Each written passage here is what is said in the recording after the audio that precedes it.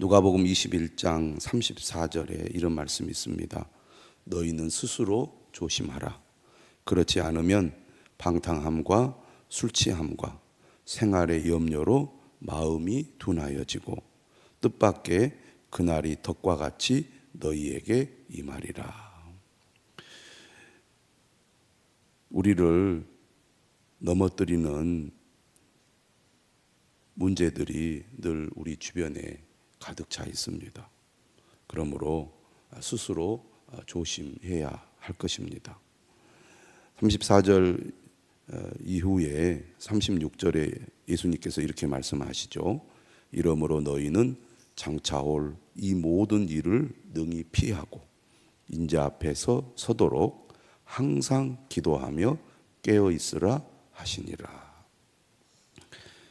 방탕함과 술 취함과 생활의 염려로 마음이 둔하여지지 않도록 하기 위하여 무엇보다도 항상 기도하며 깨어 있으라고 예수님께서 말씀하고 있습니다.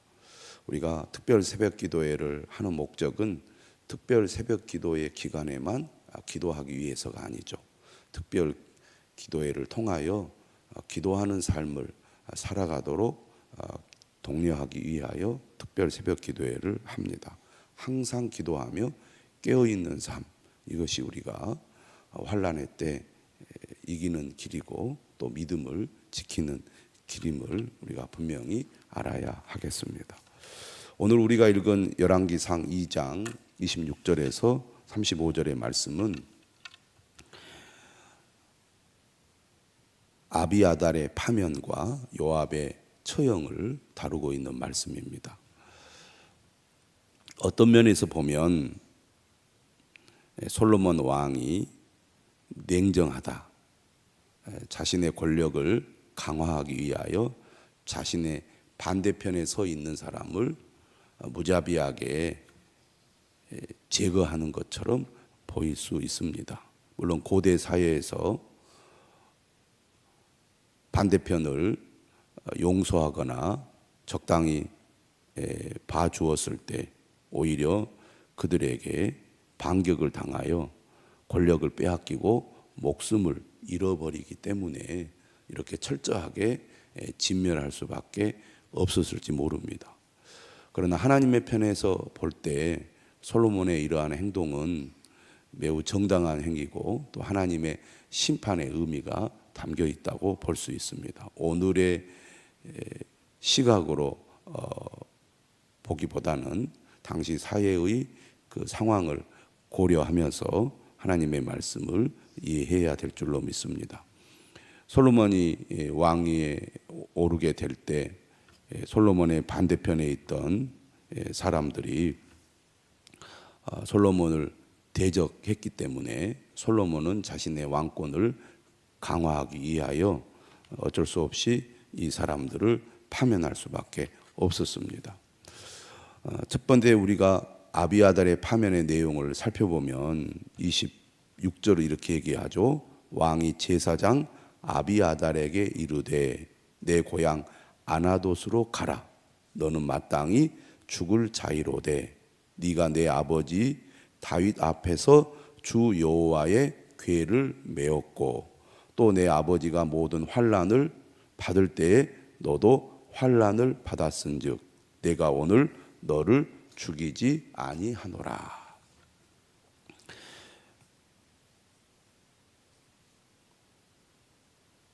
아도니아는 결국 죽임을 당했습니다. 살려둘 수 없었죠. 그러나 아도니아를 따랐던 제사장 아비아달은 파면하는 것으로 그치고 목숨은 살려줍니다. 그 이유가 방금 읽은 본문에 잘 나타나 있습니다. 이 제사장 아비아달은 다윗을 도왔던 인물이죠. 매일 성경 해설에도 나와 있습니다. 하나님의 법궤를 오벳 에돔의 집에서 에루살렘으로 옮길 때에 제사장 사독과 함께 했던 제사장입니다. 또 다윗이 압살롬의 반란으로 피신할 때에도 사독 제사장과 함께 법궤 운반을 책임졌던 인물이죠. 그리고 다윗이 사울의 추격을 받을 때에도, 그리고 압살롬을 피해 도망할 때에도 다윗과 함께하여 다윗을 도왔던 인물입니다. 그러니까 다윗에게 있어서 제사장 아비아달은 매우 중요한 인물이라고 할 수 있겠습니다. 중요한 때에 다윗과 함께 했던 제사장이죠. 다윗의 매우 중요한 공신이라고 할 수 있습니다. 그럼에도 불구하고 왜 아비아달 제사장은 파면될 수밖에 없었는가?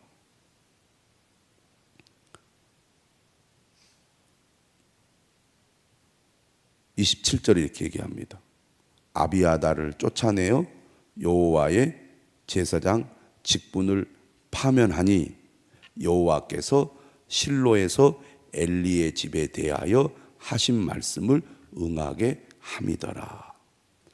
그 이유를 열왕기상은 어떻게 설명하고 있냐면 하나님의 뜻이 이루어진 것이다. 다시 말하면 하나님께서 엘리의 집에 내린 예언의 말씀이 응한 것이다 라고 말씀을 하고 있습니다. 다시 말하면 이 아비아달 제사장은 매우 훌륭한 삶을 살았고 또 다윗을 위해 매우 중요한 일을 했음에도 불구하고 그가 제사장 직분에서 파면이 된 것은 하나님의 예언이 이루어진 것이다 라고 말을 하고 있다는 겁니다. 그 말은 무슨 말이냐?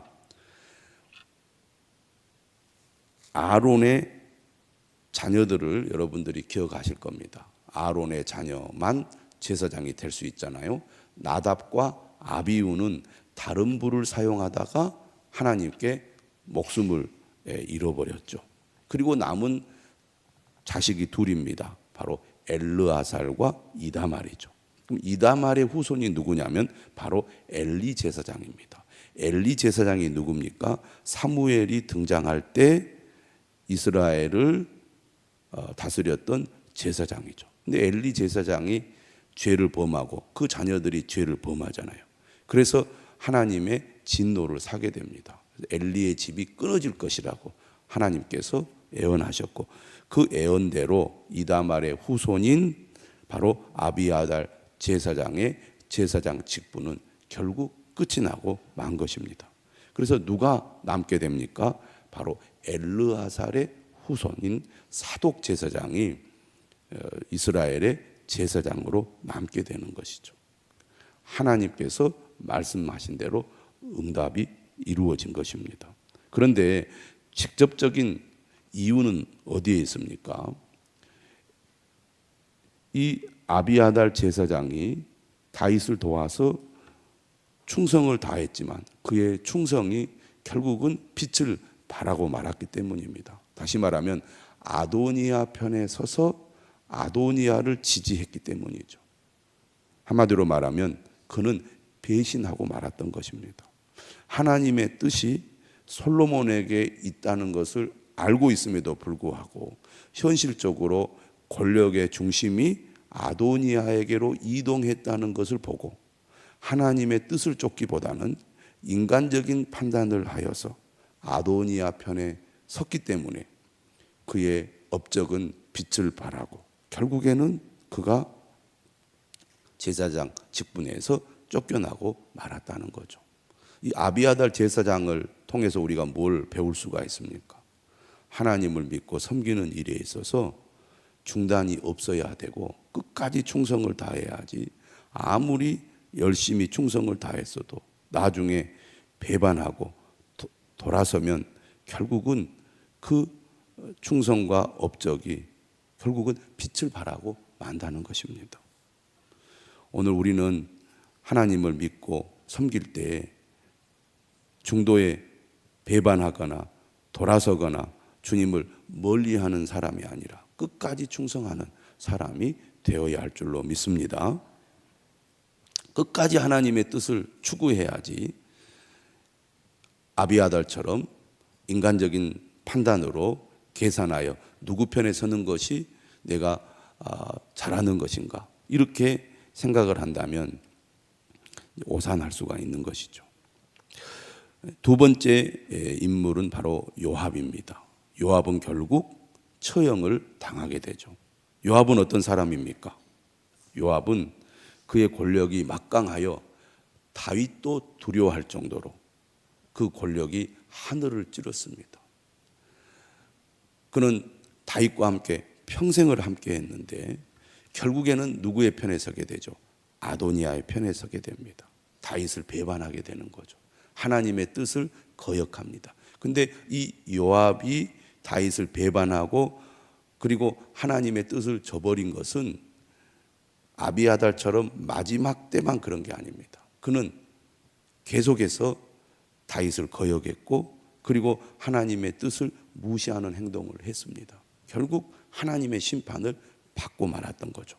그러면 요압이 왜 이런 행동을 했느냐? 그가 권력이 강해지니까 결국에는 오만해진 것입니다.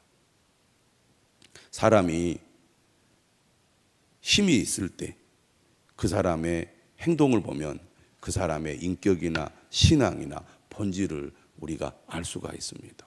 어렵고 힘들 때는 누군가에게 도움을 요청하고 그리고 겸손한 태도로 하나님 앞에 서게 되는데 힘이 있고 강해지면 자신이 최고라고 생각하고 교만한 마음으로 자신의 뜻대로 하려는 경향이 있게 되는 거죠.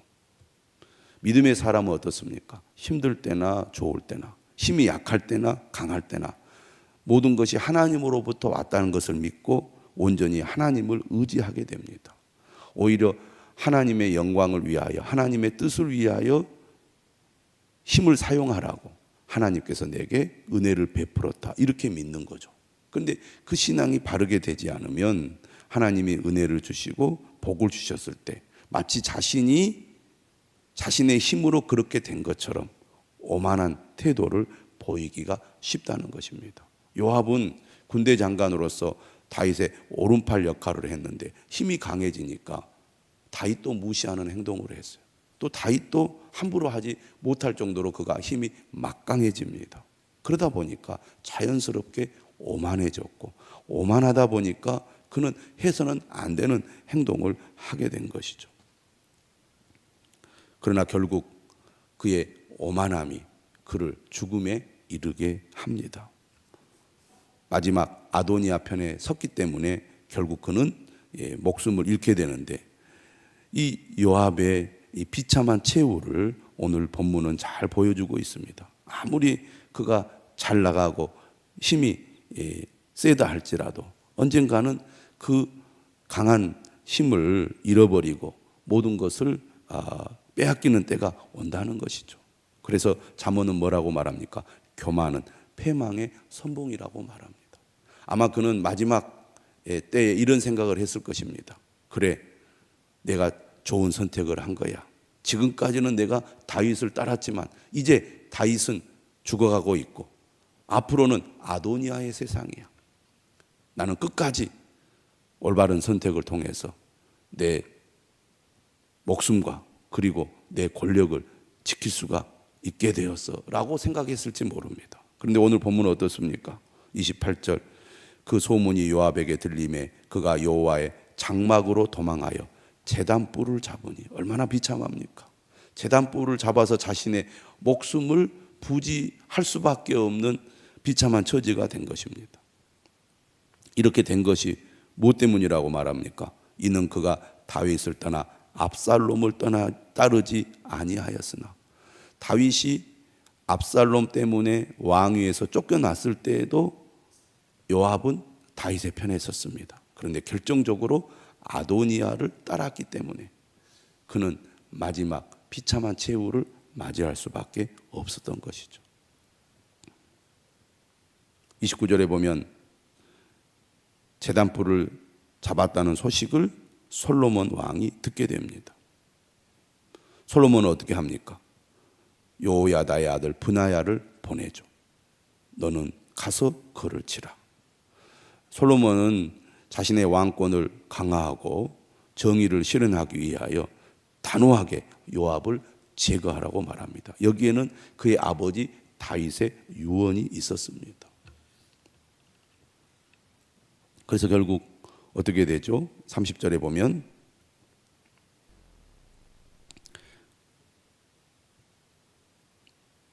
요압에게 찾아가서 브나야가 왕께서 나오라 하시느니라 전달하자 요압이 이렇게 얘기하죠. 내가 여기서 죽겠노라. 그러자 브나야가 돌아가서 왕께 아뢰입니다. 요압이 이리 내게 대답하더이다. 그러자 솔로몬이 뭐라고 얘기합니까? 그의 말과 같이 하여 그를 죽여 묻으라. 요압이 까닭없이 흘린 피를 나와 내 아버지의 집에서 네가 제하리라. 결국 그는 권력욕에 눈이 어두워서 사적인 복수를 하게 됩니다. 그래서 까닭없이 피를 흘리죠.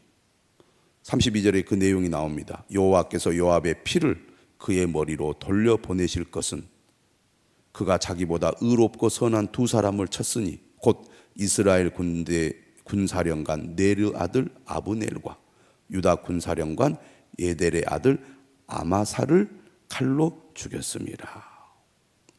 그가 막강한 권력을 가지고 있다 보니까 중요한 인물들, 다윗과 협상하고 다윗이 세웠던 핵심 인물들을 시기하여 죽여버리고 만 겁니다. 철저히 이것은 살해입니다. 살해. 사적인 복수죠. 해서는 안 되는 일을 한 겁니다. 왕이 반대하는 일을 그가 고의로 저지르고 만 겁니다.